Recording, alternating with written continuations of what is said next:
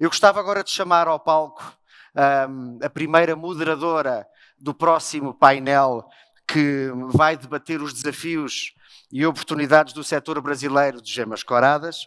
Eu gostava muito de chamar ao palco a minha querida amiga Carla Pinheiro, empresária de sucesso, que é também presidente da Associação de Joalheiros e Relojoeiros do Estado do Rio de Janeiro, é vice-presidente de Relações Institucionais do IBGM, o host do nosso congresso, é também diretora secretária da Firjan, conselheira do FEComércio, que preside o Conselho de Mulheres na Indústria, e a Mulheres na Indústria foi bastante relevado nos discursos anteriores, e tem assento também no Conselho do Lido Rio. Tem um currículo extensíssimo, uma mulher de grande categoria, uma grande amiga, uma grande irmã deste setor. Me dá um abraço. Bem-vinda, bem-vinda aqui, o palco é seu.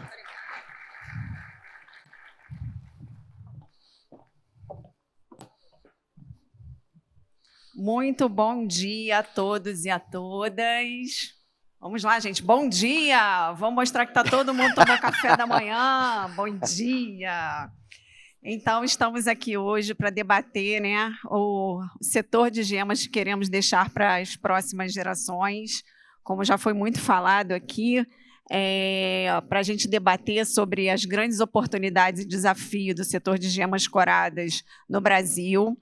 Eu tenho o prazer de chamar ao palco grandes amigos e personalidades que fazem parte do nosso setor.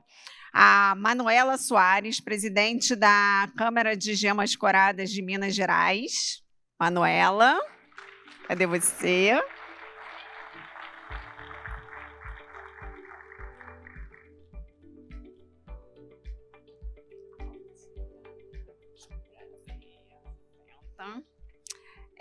O Samuel Sabá, vice-presidente do IBGM, o Instituto Brasileiro de Gemas e Metais Preciosos.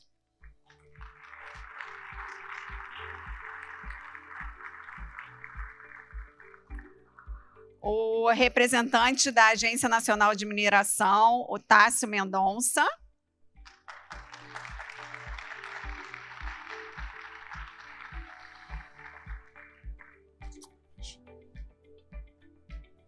O representante da Receita Federal, Hermano Ferro.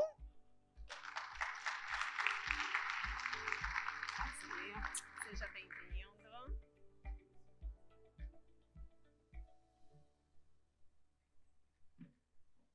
Prazer, irmão. Então, podemos sentar.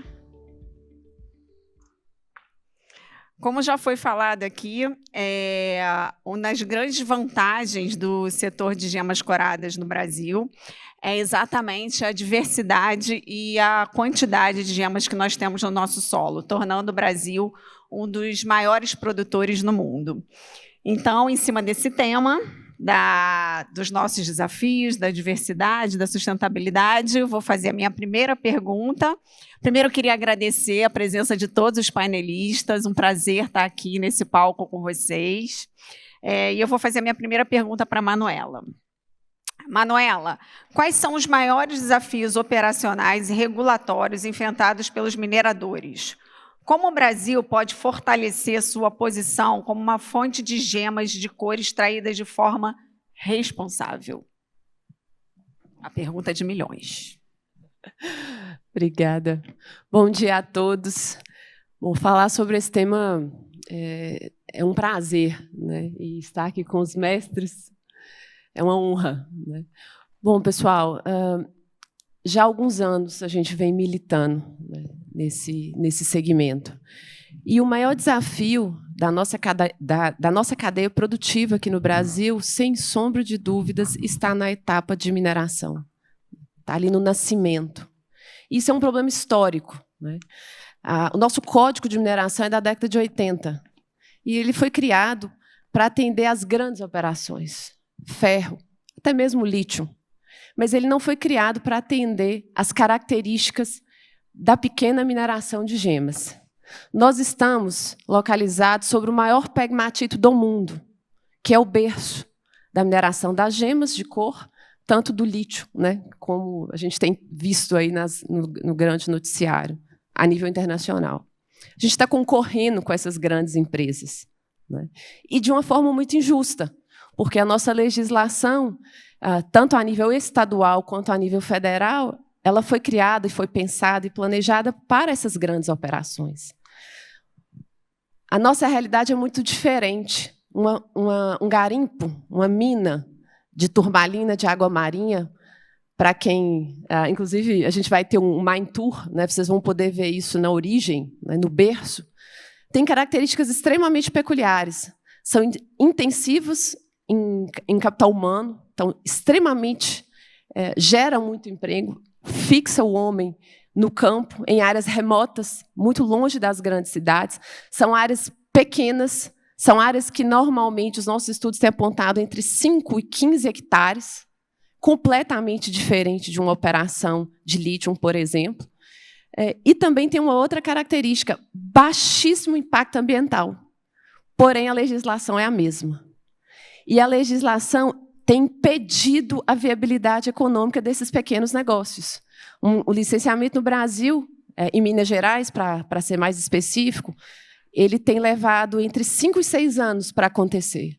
Porém, a gente ainda precisa também atender a legislação mineral federal. Uma PLG hoje ela tem levado entre 10 e 12 anos para ser aprovada. Que pequeno minerador consegue sobreviver há tanto tempo? Então, a gente precisa hoje... A gente tem vivido uma crise de abastecimento na nossa cadeia produtiva. E convido a todos a pensarem um pouco mais, a ampliar o conceito do mineral estratégico. A gente tem falado tanto em minerais para a transição energética, mas vamos ampliar o conceito do mineral estratégico. Estratégico para quem? Estratégico na geração de riqueza real, ambiental, gerando inclusão social, mantendo a riqueza no nosso solo. Então, hoje, eu vejo como crítico para o futuro das nossas gerações, né, do Gem Generations, exatamente em criar um ambiente regulatório que permita que os pequenos mineradores, que representam 90% desse segmento, tenha um ambiente de negócio saudável. A gente só vai conseguir resolver todos os outros nossos problemas, no meu ponto de vista, enquanto cadeia produtiva, se a gente conseguir incentivar a produção. Não adianta a gente falar em exportação de pedra bruta, ou pedra lapidada, ou joia, se a gente não tiver mineral aqui para ser trabalhado, se a gente não tiver turmalina, água marinha, quartzo, enfim. E, de novo, estamos sob o maior pegmatito do mundo, em quantidade e em diversidade. Era isso. Obrigada. Muito obrigada, Manuela. Eu adoro esses painéis, porque eu sou da indústria de joias, né? Eu tenho uma indústria de joias. E eu sempre aprendo muito com vocês de Gemas Coradas, e como é fascinante, e é isso que você falou, né? A burocracia...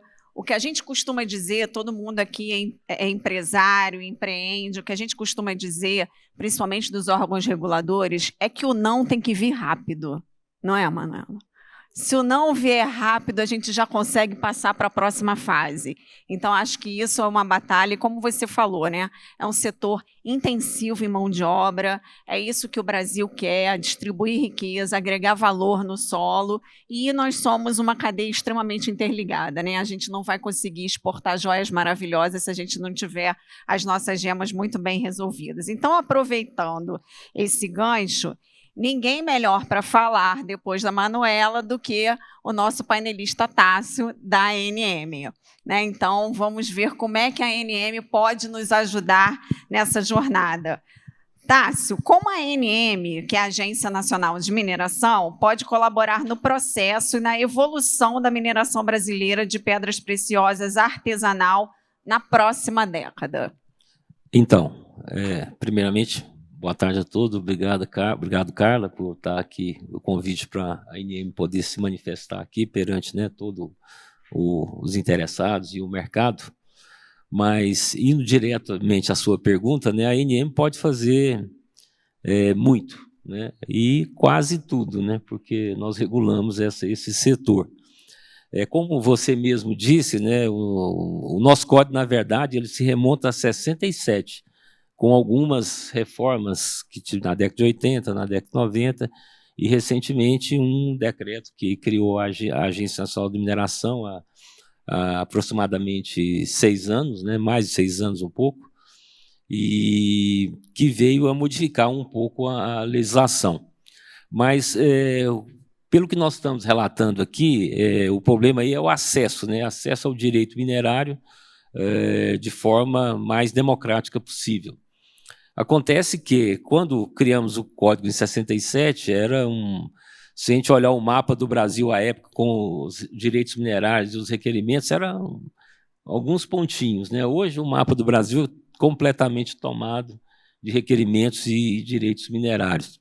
E realmente existe uma competição entre a grande mineração e a pequena mineração, né? A grande mineração, ela pode requerer grandes áreas, apresentar grandes projetos, né? E muitas vezes aquele depósito, por exemplo, vamos falar de pegmatito aqui, que você bem citou, né? Até hoje nós temos a questão do lítio, né?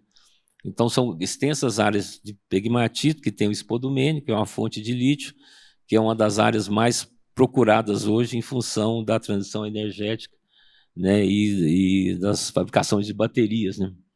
Então, ou seja, e as gemas estão nesses mesmos pegmatitos, né? Então, como a gente poder resolver esse conflito, né? Permitir que grande e pequeno trabalhem juntos sem que haja um conflito maior. Então, o código não foi preparado para isso, né? Ele não foi feito para isso, ele não prevê essas resoluções de conflito que a gente, na época que foi feito, nem se previa essa disputa por áreas e por território e por depósitos. Então, o que acontece hoje, né, assim, os minerais garimpáveis, que são da PLG, são notadamente as gemas, né, e agora, recentemente, a gente colocou até o caulim, porque ao garimpar gemas, eles estão produzindo caulim. Às vezes, ele não poderia vender o caulim, não poderia vender o feldspato. Então, assim, nós estamos na nossa agenda regulatória prevendo que dentro da PLG possa estender alguns produtos e, inclusive, aqueles produtos que são produzidos no processo de lavra, que eles possam ser vendidos, né, como aproveitamento de rejeitos. E outra coisa que a gente está querendo regulamentar é realmente que hoje nós temos a autorização de pesquisa, né, que são 2 fases: autorização de pesquisa, apresentação do relatório e depois vem a portaria de lavra. E a outra parte que são os registros de licença, né, que é uma licença dada pelo município. Essa licença é registrada na agência, mas ela alcança só os minerais de uso direto na construção civil, na agricultura, como calcário, enfim. E a permissão de lavra garimpeira, que é exatamente com os minerais garimpáveis, né? A gente não tem uma figura que seria uma permissão de lavra para o pequeno minerador, né?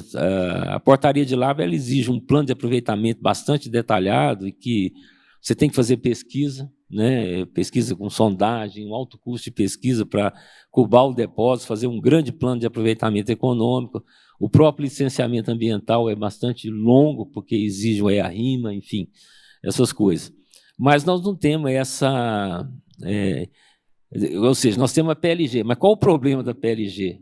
Não pode ser empresa. Segundo, pessoa física só tem direito a 50 hectares e as áreas maiores são só por cooperativas, né? Então, assim, o que acontece? São distorções. Então, as cooperativas acabam se tornando empresas de fachada. Então, assim, já é uma dificuldade. A empresa não pode ter uma lavra de menor porte, né? Então ela se torna uma cooperativa, mas assim, de fachada. Ela vai, na verdade, atuar como uma empresa.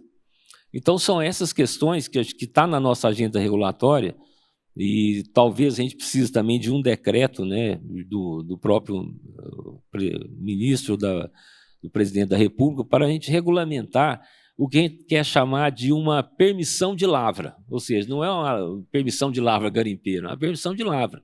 Até porque hoje o garimpo já não é mais aquela coisa antiga, a bateia, a picareta. Hoje, qualquer permissão de lavra garimpeira aí tem 2, 3 PCs, caminhões fora de estrada, caçambas. Então, deixa de ser, na verdade, um garimpo, né? Então, a gente tem que abrir isso aí para uma pequena mineração.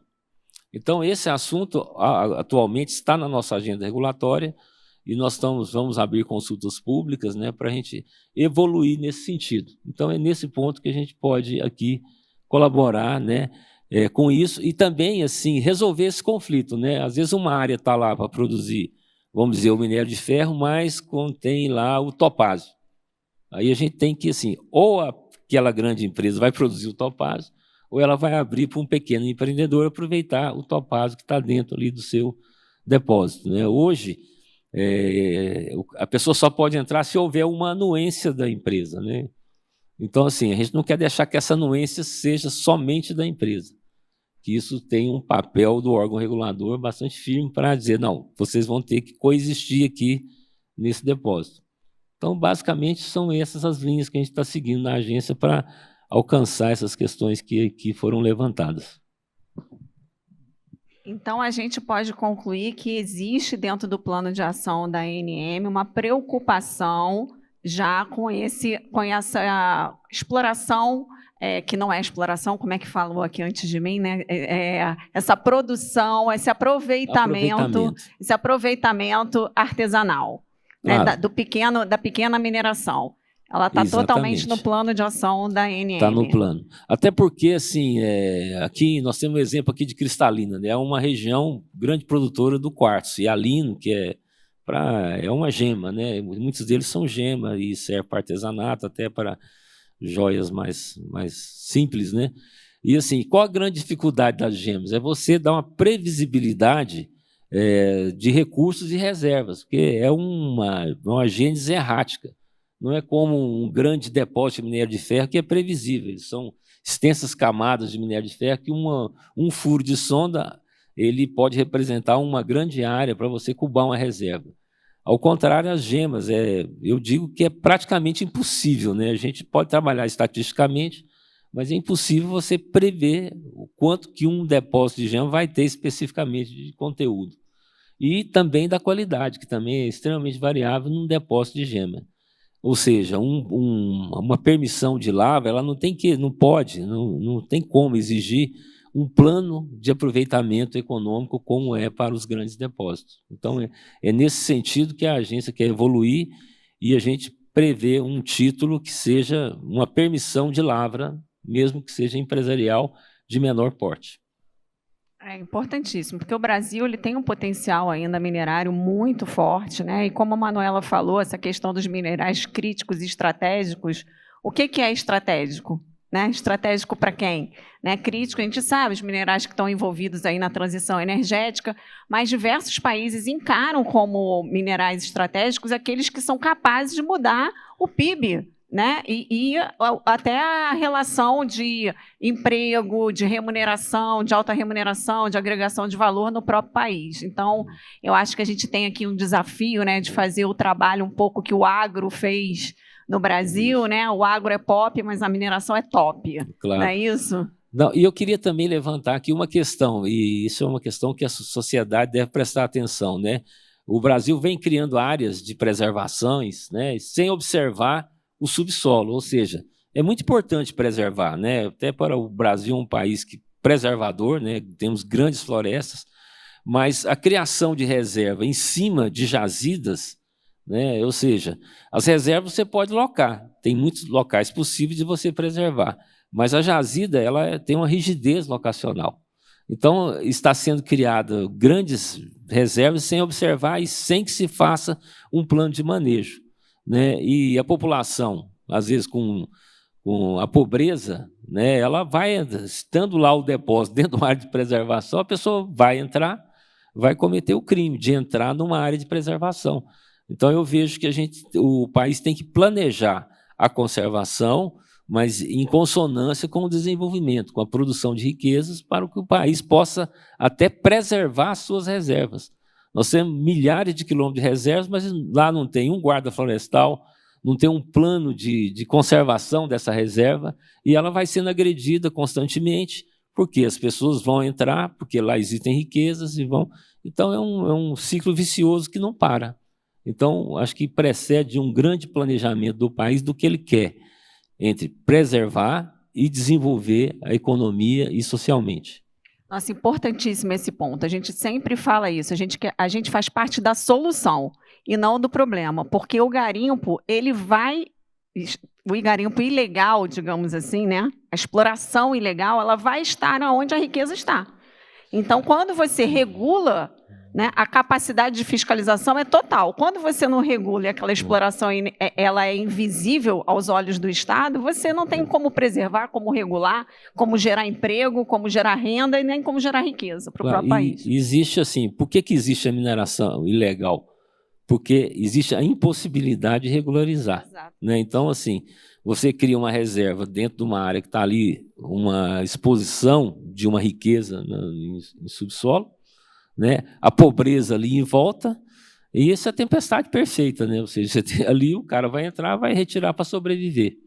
Então, assim, a gente tem que pensar em como a gente vai conservar as nossas reservas, né? E eu vejo assim que conservação só tem duas maneiras, dois pré-requisitos para se conservar. Primeiro é a vontade política de preservar o meio ambiente. E segundo, tem que ter dinheiro, porque sem dinheiro ninguém preserva. Como é que se conserva uma floresta? Tem que ter lá a vigilância, tem que ter o plano de manejo, tem que ter, né, tudo isso. Então, se você não tem orçamento para isso, as reservas vão ser inócuas, não vão ser sempre agredidas e degradadas ao longo do tempo. Importantíssimo. Muito obrigada, Tássio. Muito obrigada mesmo. Excelentes reflexões.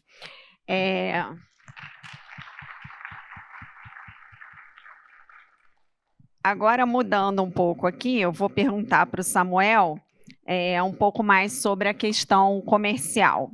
Quais são os principais obstáculos dos comerciantes de pedras preciosas no Brasil? Bom dia a todos. Na realidade, eu vou ter que voltar no assunto das pedras. À vontade. Realmente, nós temos alguns obstáculos do ponto de vista comercial, mas nada é mais represador do processo como um todo do que a falta de matéria-prima, de pedras. Então, no Brasil, nós estamos vivendo um momento delicado, onde as principais jazidas nossas, que são executadas por pequenos, né, como tudo, né, as empresas, a maioria das empresas são as microempresas no Brasil, a maioria das minerações também são as pequenas. E os pequenos não são vistos pela legislação.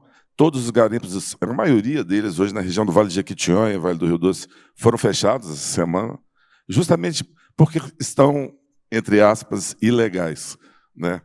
Porque estão buscando a sobrevivência. Porque o pequeno ele busca sobrevivência, ele busca legalidade no segundo momento, mas ele precisa sobreviver, né? E o nosso setor depende das pedras que esse pessoal produz, né? E, então, assim, eu vejo o maior entrave hoje é a ausência de um olhar para o pequeno, e uma ausência da compatibilização, como você também estava falando bem agora, Tássio, do grande com o pequeno. Porque os grandes alvarás e licenças para mineração são em áreas de grandes minérios estratégicos, onde tem pontualmente as pedras preciosas que ocorrem de forma aleatória. Né? Ela, como você disse, não é coisa mensurável, mas ela ocorre. Então, se a gente conseguir compatibilizar o grande com o pequeno nessas operações, vai dar certo. Outra coisa que a gente conhece, a pedra sempre foi um subproduto, justamente pela sua natureza aleatória, ela nunca foi procurada por si só, exceto grandes depósitos que a gente já conhece, que agora viraram, em vez de pigmatito e de kunzita, né, de spodumênio e de denita, virou agora de lítio. Né? Então, agora a nossa kunzita e a nossa denita foi aprisionada pelo lítio. Então, nós sempre fomos subproduto. Não foi assim na época da mica, né? Depois na época do quartzo, depois na época do feldspato, que foi muito usado para grãos porcelanato, a pedra sempre ocorria quando se minerava primariamente um mineral estratégico industrial. Então, a gente precisa compatibilizar o grande com o pequeno para poder resolver esse problema da cadeia produtiva. Do ponto de vista comercial falando, que foi a pergunta que a Carla me fez, a gente, o nosso produto hoje ele é mais de 90% exportado. E, portanto, ele é regulamentado na parte comercial, principalmente pela Receita Federal, pela aduana, e nós somos privilegiados em termos tributários, porque a exportação brasileira como um todo ela é isenta da maioria dos impostos que a gente tem para comercializar dentro do Brasil. É um incentivo que é dado para se trazer divisas para o Brasil. E a Receita Federal, nos últimos anos, tem sido muito parceira do setor e tem compreendido a peculiaridade do nosso setor e criou algumas instruções normativas que compreendem o nosso modo de operar e que facilitou muito o negócio. A gente vê hoje um entrave na compreensão da unificação do pensamento de todas as unidades da Receita que nos fiscalizam de forma aduaneira. Por exemplo, a gente tem uma instrução normativa que entende que a gente pode sair em consignação, porque o nosso produto é um produto que precisa ser visto pelo cliente, a gente não consegue mandar uma foto e ele me dá tantos desses, me dá 1.000, 2.000, ele tem que ver a pedra para poder ver se o valor está correto e se é aquilo que ele está querendo. Então, a gente sai de forma consignada, levando para feiras, para viagens, para tours, para roadshows, para demonstrar para os nossos clientes. Muitas vezes, nossos clientes ficam com o nosso produto por um tempo, colocam até em joias para maturar o processo de venda e de linhas de produção que eles vão criar, e aí a pedra é vendida. Então, muitas vezes, esse ciclo pode durar até 4 anos, e a Receita Federal entendeu isso muito bem e nos agraciou com uma instrução normativa que atendeu a peculiaridade, e a gente vem fluindo muito bem nisso aí. Criou-se um problema com a norma, que é no retorno. Quando a mercadoria volta, ela sai em consignação. Portanto, ela pode sair de várias maneiras. Ela pode sair por FedEx, pode sair em mãos com a pessoa, pode sair com uma empresa de transporte de valores. Tem várias maneiras de sair em consignação. E algumas unidades da Receita Federal criam um problema para a gente hoje. Eu acho que isso é mais uma questão de entendimento. E eu queria aproveitar o momento para solicitar que houvesse um nivelamento. Eu sei que vocês têm um repositório interno de entendimentos que seja passado. Esse é uma coisa que está atrapalhando muita gente ultimamente. Vou explicar o que é. A gente sai, vamos supor, com consignação em mãos. Os fiscais, no retorno nosso, entendem que a gente só pode voltar da mesma forma, em mãos. Eu não posso sair em mãos e mandar o retorno para o FedEx depois. Aí não pode. E não há porquê, porque está indo em consignação e retornando à consignação. E esse entendimento tem sido um problema para a gente, tem parado, e aí as coisas param até que a questão é resolvida. Passa-se 60 ou 90 dias e não preciso explicar o prejuízo que isso causa, né, no fluxo. A outra coisa, foi dito aqui pelo nosso ministro, o Hollenberg, ele falou uma coisa interessante, a gente não coloca valor agregado. A gente já lapida uma parte das nossas pedras, mas a gente não fabrica muita joia, principalmente para exportação com as nossas pedras, e esse seria o maior valor agregado que a gente conseguiria colocar. E por que eu acho que a gente tem algum entrave que gera isso na questão comercial, é onde eu quero abordar. Ninguém duvida hoje que a melhor forma de comercializar é o e-commerce, né? O mundo todo vende pela internet. A venda presencial hoje é coadjuvante, não é mais a principal em todos os setores, não é diferente no nosso setor, não é diferente nem com as grandes marcas, né, que estão na Praça Vendôme, estão na Quinta Avenida, mas elas vendem pela internet. Né? O grosso das vendas são pela internet. E nós não temos uma regulação na questão alfandegária, e aqui eu peço que a gente possa, como fizemos com a IN, criar um novo grupo de trabalho para poder entender as peculiaridades desse negócio da saída e do retorno por venda de e-commerce, para que a gente crie uma regulação que coloque o Brasil no mundo. Se a gente pudesse vender uma pedra na joia diretamente para o consumidor, via FedEx, nós estaríamos de frente para o mundo e com um crescimento brutal da indústria joalheira dentro do Brasil, porque nós temos o principal, que são as pedras. Né? E nós temos grandes designers que são renomados no mundo todo hoje. Então, assim, seria uma coisa perfeita. Só que quando eu faço uma venda por FedEx, apesar que o FedEx tem todo o processo do trâmite para poder ir, em alguns países do mundo, a pessoa tem o direito de arrependimento em até 30 dias de uma compra feita pela internet ou com cartão de crédito. E é aí que mora o grande problema. Não existe procedimento para a pessoa devolver o que comprou.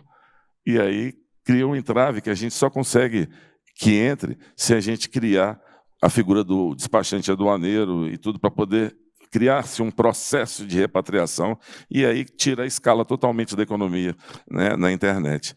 E muitas vezes o que é vendido é $300, $400, não paga nem o custo do despachante. Então, se a gente pensasse numa forma de colocar o Brasil no mundo, de fato, com todas as ferramentas que o mercado internacional hoje nos permite, e que a nossa legislação acompanhasse, nós estaríamos vencendo um dos grandes entraves, né, do momento para a gente, não para a gente vender.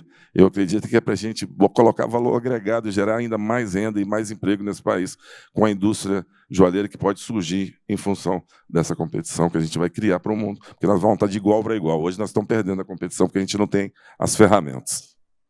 É isso. Muito obrigada, Samuel. E é verdade, né? Eu acho que tudo que você falou aí é mais um item do custo, do famoso custo Brasil, né, que tanto nos impacta, e hoje a gente tem concorrência desleal de todos os lados. A gente vê, inclusive, que alguns sites já estão entregando, né, joias, pedras, né, a concorrência aí do Alibaba, que chega e a gente, né, não tem a regulação necessária no país, a gente vive num país aí continental, então, para isso, a gente precisa muito do apoio e do entendimento da Receita Federal, então eu vou passar a palavra para o Hermano e vou perguntar para ele como a Receita Federal pode ajudar na desburocratização, sempre ela, desburocratização, né? Garantindo as fiscalizações adequadas e que empresários legítimos não sejam prejudicados, alinhando as melhores práticas internacionais do comércio exterior e do nosso produto. Eu acho que aqui é a reflexão de como a gente consegue efetivamente brigar de igual para igual, ou não, de igual para igual não, como a gente consegue tirar dessa equação essa economia totalmente informal, né, que faz uma concorrência desleal com o setor de uma forma ampla, onde a gente tira esse foco de estar sempre ali fiscalizando quem está legitimamente estabelecido, quem é contribuinte, quem emprega e gera renda, e a gente conseguir ter um olhar mais generoso com quem produz e está aqui, e um olhar talvez muito mais regulatório com toda essa concorrência desleal que a gente tem aí, desde aqueles que são informais até com o próprio crime organizado, que cada vez está mais próximo da gente. Primeiro, bom dia a todos. Eu fico feliz que os problemas que foram trazidos são fáceis, entre aspas, ou pelo menos um pouco mais fáceis de resolver do que o colega aqui comentou da ANM. Eu vou de trás para frente, primeiro responder o segundo apontamento. Como você mesmo falou, a própria Receita tem sido uma parceira nos últimos anos, né? E essa questão do e-commerce é uma questão que não só esse setor que está aqui hoje reunido enfrenta, mas outros setores também no Brasil inteiro estão enfrentando, porque a Receita, né, e o mundo vivem em constante atualização, constante modernização, e cada vez nós temos que nos deparar com situações novas, Bitcoin, criptomoedas, e essa questão do e-commerce. Acho que a Receita continuará sendo parceira na criação do grupo de trabalho. Acho que é o melhor caminho para se criar um grupo de trabalho, se pensar como criar uma instrução normativa. A parte boa é que é mais fácil de criar uma instrução normativa do que um decreto presidencial. Então, o secretário provavelmente vai estar muito aberto e adepto, né, da conversa. Isso não significa que a Receita vai simplesmente abrir mão de tudo, porque existe sempre, né, para quem não entende, assim, talvez, o trabalho da Receita é muito menos de atrapalhar e muito mais de ajudar. Só que o ajudar também significa você controlar bem aqueles que estão fazendo errado. E esse binômio, né, controle e facilitação, é algo que nós trabalhamos diariamente. O quanto nós podemos liberar sem atrapalhar e o quanto nós temos que controlar. O controle, né, versus facilitação de comércio. Então, acho que a criação do grupo de trabalho, pensar o e-commerce e apontar todas as qualidades e defeitos desse modal. É claro que o que vocês trarão para a gente terá que ser estudado, porque tem coisas que só a Receita enxerga e nesse momento é que há o diálogo e se chega a um senso comum, né, do que seria manter o controle sem atrapalhar.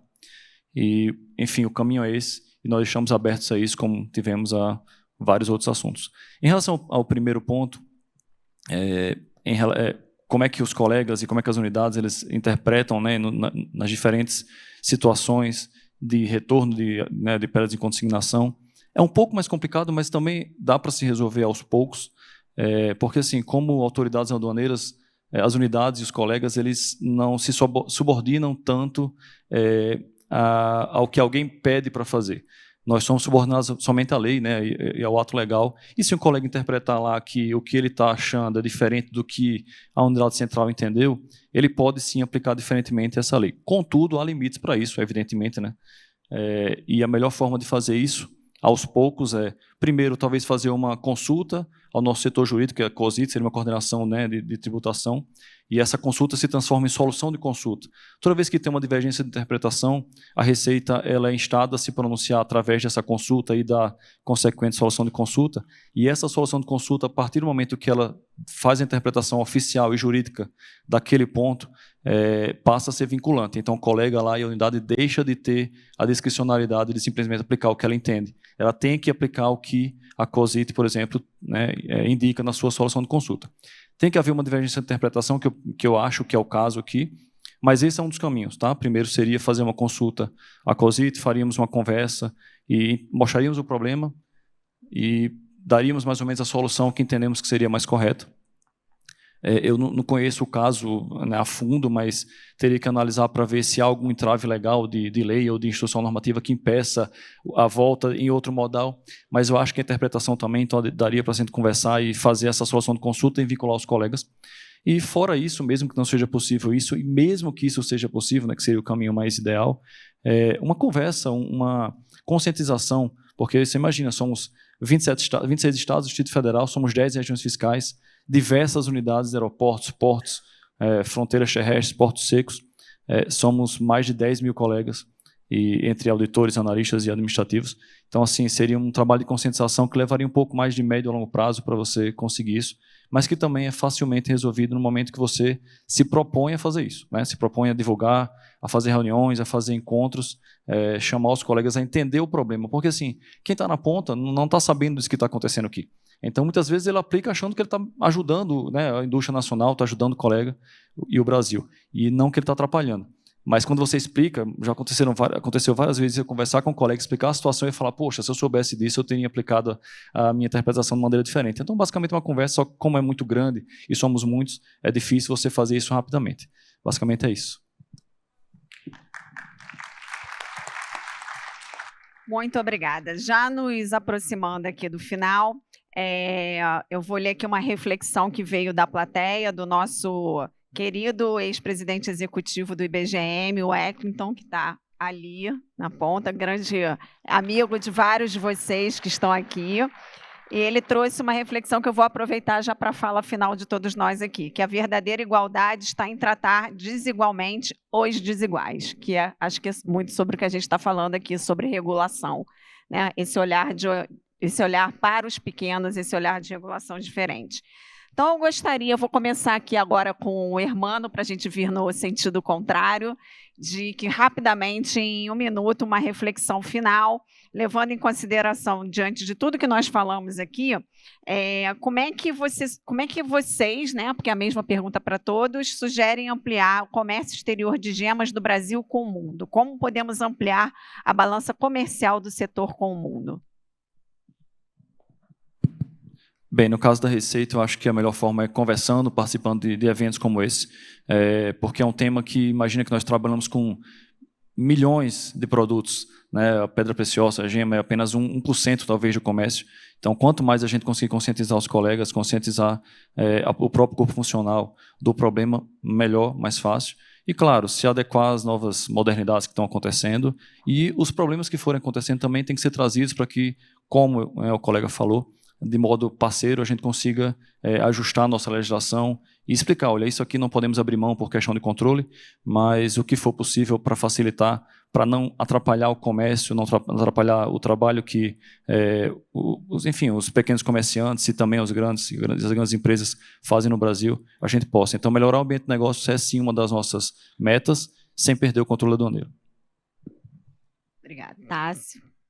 Bom, foi até uma feliz coincidência, né? Eu acabei de chegar no sábado da conferência da certificação de Kimberley, em Dubai, que trata, obviamente, de uma gema, mas o diamante que é tratado um pouco separado das gemas coradas, mas é um comércio assim, mundialmente muito bem desenvolvido, né? Então, eu vejo que, ao contrário do diamante, que são várias qualidades, cores, uma diversidade enorme, né? o diamante, lá no caso, eles tratam de certificar. Então, por exemplo, aí, a primeira coisa que eles fazem agora é dividir bem a parte do diamante artificial, dizer que o diamante artificial é artificial, que o diamante natural é natural, e certificar as origens do diamante, criando tipo marcas, né? Então, eu vejo que, aqui para as pedras coradas, a gente tem que começar a certificar essas pedras desde lá da sua jazida, né? Criando essas marcas, por exemplo, o topázio lá de Minas Gerais, de Ouro Preto, enfim, essas coisas, e colocar essas marcas no mercado, dando um certificado de origem, né? Para que essas pedras sejam assim desejadas, né? Aquela origem, dando uma certidão, né, dessas pedras. Eu acho que isso vai, assim, primeiro, dizer que essas pedras não vêm de áreas de conflito, essas pedras não vêm de ataque ao meio ambiente. Então, criar uma origem, uma história para esses grupos de pedras, né? E como eu vi aqui também, que é a esmeralda da colombianas, né? Assim, então, criar a esmeralda brasileira, tipo de Goiás, de Minas Gerais, da Bahia, enfim, dando uma marca para cada dessas pedras e certificando desde a origem. A ANM pode ajudar nisso, né? Então, eu acho que é um dos critérios que a gente pode concorrer para melhorar. Muito bom. DNA e rastreabilidade, né? Exatamente. Samuel. Eu queria falar com o Hermano, mas eu vou aproveitar o Tasso, porque a fala dele é importante. Primeiro, a gente precisa reconhecer o pequeno para entender que existem as origens. Porque quando o pequeno tem que tirar de forma informal a pedra na origem, ela fica sem origem, sem rastreabilidade, sem documentação, e ela vai até o final do processo sem nenhuma documentação. Então, o que a gente tem que aprender é enxergar o pequeno para que ele se torne legal no ato de sobrevivência dele, porque não é um ato de legalidade, né? O pequeno está ali para sobreviver, e a hora que a gente enxergar o pequeno nesse ato e tornar ele legal, será formal, será rastreável, será certificado, tudo poderá acontecer. E a gente tem, como setor, maior interesse de fazer isso. O IBGM já está buscando essa certificação na questão do ouro e das joias, e o das pedras a gente só precisa reconhecer a origem de fato, que aí a gente vai conseguir certificar essa origem. E com relação à Hermana, eu quero aproveitar depois a gente trocar cartões e tudo para a gente criar um grupo de trabalho. A gente fez da outra vez um diagnóstico setorial, e esse diagnóstico serviu de base para as conversas internas, e a gente não teve muita dificuldade em dizer o que a gente precisava.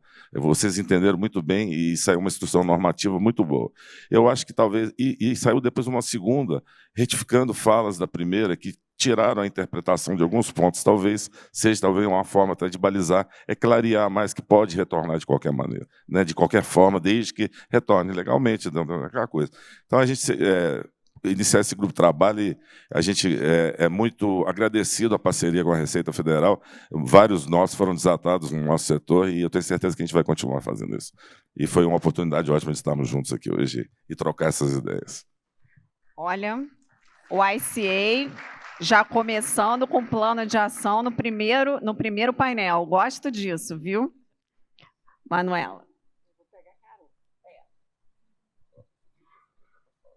Oi. Bom, vou pegar carona, que ele se abriu e eu vou fechar. Bom, na minha visão, a gente precisaria criar urgentemente o que eu chamo de força-tarefa, grupo de trabalho, pacto pela mineração de pequena escala de gemas. Eu acho que a gente tem que dividir os problemas. A ANM, as agências de licenciamento ambiental nos seus respectivos estados, a gente tem centenas de processos parados, por diversas questões históricas, inclusive. Então, na minha visão, a primeira coisa que a gente precisa fazer é botar a mineração para funcionar, para trabalhar. Então, vamos resolver o passado, vamos acelerar o processo de licenciamento dos pedidos que já foram realizados, porque os nossos estudos lá no Sindijoias da Geomig nos mostraram números muito preocupantes. Desde 2020, não temos aprovado nenhum pedido de licenciamento e nem de lavra garimpeira para nenhuma gema. Ou seja, não há novos entrantes no mercado. E quem estava no mercado estão com as suas operações paradas, suas operações minerais. Então, assim, o primeiro passo vamos resolver o passado, na minha visão, né, na minha humilde visão, Precisamos resolver o passado. E, para frente, trabalhar para que haja uma regulamentação, um marco legal, para que viabilize a produção de forma justa para todos os stakeholders envolvidos na operação. Muito bom. O plano de ação está colocado. Bom, chegamos ao final. Acho que a gente não extrapolou muito tempo, né? Muito obrigada aos painelistas. Eu tenho certeza que isso aqui foi apenas um passo inicial dessa parceria que já existe, mas que precisa ser melhor lapidada, né? Pegando a palavra aqui do setor. Muito obrigada e um bom congresso para todos nós. Muito obrigado. Falta a foto primeiro.